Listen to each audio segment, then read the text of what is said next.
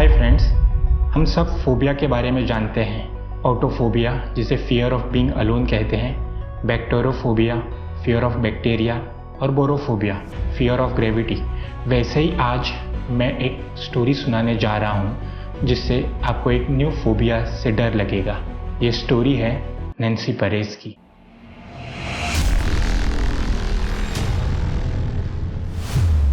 Welcome to Saima Stories. 2014 के अगस्त में Nancy Perez अचानक लेट नाइट जाग उठी।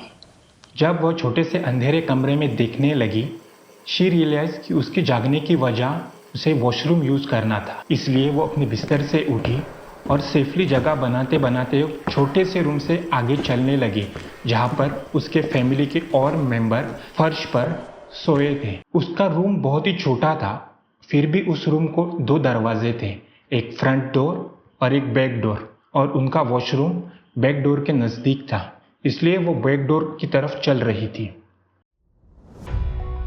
नैन्सी ला एंट्राडा सिटी में रहती थी, जो दुनिया के सबसे गरीब और डेंजरस जगहों में माना जाता था।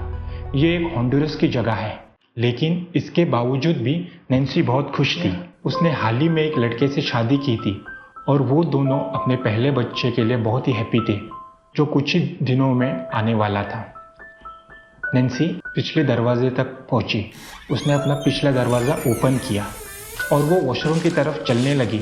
बाहर बहुत अंधेरा था, इसलिए वो स्लोली चल रही थी, लेकिन नैन्सी कभी वॉशरूम तक पहुंच ही नहीं सकी। नेक्स्ट मॉर्निंग नैन्सी की माँ सबसे पहले उठी। उनका नाम मारिया था, और जब वो पिछले दरवाजे की तरफ से गुजरी तो उन्होंने नैन्सी को ज़मीन पर पड़ा हुआ देखा। तो वो तुरंत भागती हुई नैन्सी की बॉडी के पास गई, और जैसे कि बॉडी को पलटा तो एकदम से वो चिल्लाई, क्योंकि नैन्सी कुछ मूवमेंट नहीं दिखा रही थी और उसके मुंह से सफ़ेद झाग यानी फोम निकल रहा था, और इससे मारिया बहुत डर गई थी। और मारिया की चीखों की आवाज़ सुनकर आस पड़ोस के लोग मारिया बैकयार्ड में पहुंचे, और उन्होंने भी देखा कि नैन्सी ज़मीन पर लेटी हुई पड़ी है और उसके मुंह से फोम आ रहा था। ला एंट्राडा में मेडिकल फैसिलिटीज़ उतने ज़्यादा अच्छे नहीं थे, और होंडुरस दुनिया का एक ऑकल्ट रिलीजियस प्रैक्टिस के लिए जाना जाता है, और इसलिए मारिया ने सोचा कि पहले हम लोकल प्रीस्ट को बुलाते हैं। मारिया को लग रहा था कि एक डिमोनिक पोजेशन है और इसे एक प्रीस्ट ही ठीक कर सकता है, इसलिए आस पड़ोस के लोगों ने जल्द से जल्द लोकल प्रीस्ट को बुलाया, और वो प्रीस्ट एक्सोर्सिज्म के एक्टिविटी में लग गए। एक्सोर्सिज्म यानी भूत प्रेत निकालना, क्योंकि उन्हें लग रहा था कि एक डिमोनिक पोजेशन है। लेकिन इससे कुछ नहीं हुआ, और नैन्सी की फैमिली के मेंबर नैन्सी को लेकर तुरंत हॉस्पिटल की तरफ चल पड़े।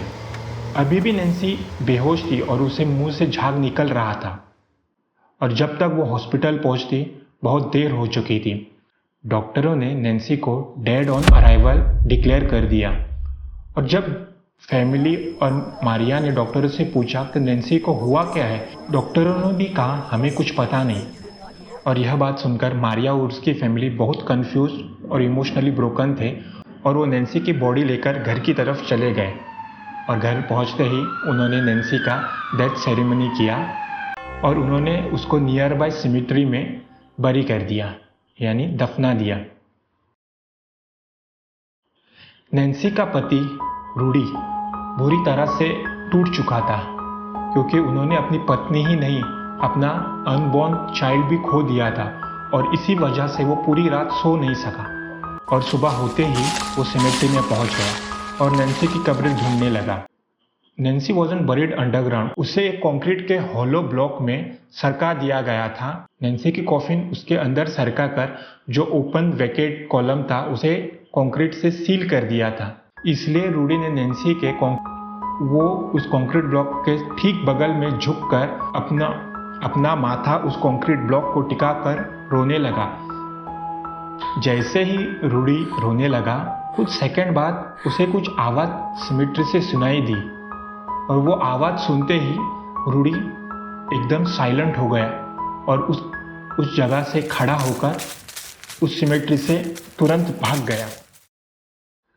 रूडी के घटना के एक दिन पहले जब नैन्सी पेरेज को उस कंक्रीट ब्लॉक में सील कर दिया था। बंद करने के लगभग 1-2 घंटे बाद नैन्सी जाग गई। नैन्सी कभी मरी नहीं थी। यह स्पष्ट नहीं है कि नैन्सी उस दिन बैकयार्ड में कोलैप्स क्यों हुई थी। इसके लिए सिर्फ 2 थियरी है। आइदर उसको एक सीवियर पैनिक अटैक आया होगा इसलिए वो गिर गई होगी, नहीं तो उसे कैटाप्लेक्सी का एक गंभीर दौरा आया होगा। कैटाप्लेक्सी एक ऐसा दौरा है जिससे इंसान अपने पूरे मसल का कंट्रोल खो देता है। नैन्सी के साथ जो कुछ भी हो, लेकिन डॉक्टर अपने डायग्नोसिस में फेल हो गए क्योंकि उन्होंने नैन्सी को डेड ऑन अराइवल कहकर घर भेज दिया था। इसलिए जब नैन्सी अपने कॉफिन के अंदर जागी, उसने अपने क्लॉस्ट्रोफोबिक दीवारों के अंदर हिलने की कोशिश की, लेकिन वो इतनी तंग जगह थी वो उसे हिला भी नहीं जा रहा था। वो घंटों तक चिल्लाती रही और किसी का ध्यान अपनी तरफ अट्रैक्ट करने की कोशिश करती रही। जब तक उसका पति रूडी उसकी कब्र के पास नहीं आता और वहाँ पर बैठ के अपना कान नहीं लगाता, तब तक उसकी आवाज़ किसी ने नहीं सुनी थी। और तभी वही आवाज़ रूडी ने सुनी, इसलिए वो वहाँ से एकदम से खड़ा हुआ और अपने घर की तरफ भाग गया कि अपने फैमिली मेम्बर और नेबर्स को बताने के लिए कि नैन्सी अभी जिंदा है। रूडी तुरंत भागा और अपने फैमिली मेम्बर्स की हेल्प मांगने के लिए नेबर्स को बताया और हेल्प लेकर सिमेट्री में लौट आया।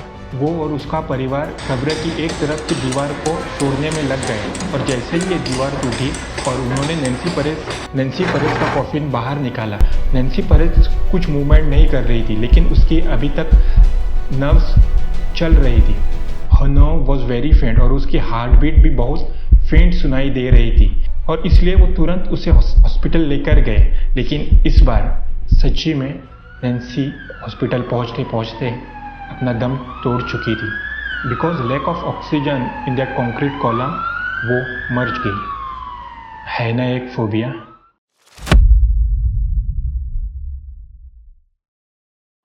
आपको ये स्टोरी कैसी लगी? प्लीज़ लाइक, कमेंट और शेयर। आपको भी कोई फोबिया है तो नीचे कमेंट में लिख दीजिएगा।